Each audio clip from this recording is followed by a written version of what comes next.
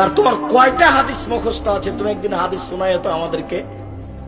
ফেসবুকে দুটা কথা লিখে দিলেই বেটা তুমি শিক্ষিত মানুষ। তুমি যে ওইভাবে কলম ধরেছ, তুমি আমাকে জানো, চিনো, তুমি আমার আকীদা তুমি আমাকে সরাসরি জিজ্ঞাসা করেছ। তুমি যে দুটা কথা লিখে দিলে আমার ব্যাপারে, তুমি আমাকে সরাসরি কোনোদিন জিজ্ঞাসা করেছ? তুমি জাতির সামনে কিছু বলো, এই বেটা তুমি যে ফেসবুকে লিখেছো কিছু বুঝো? তুমি তোমার জ্ঞান কিছু আছে? পশু প্রাণীর পরিচয় দিয়ে কলম ধরো কেন? আমি তো বলছি 90 সাল থেকে নিয়ে এখন পর্যন্ত আমি অপ্রয়োজনীয় বাক্য বলিনি।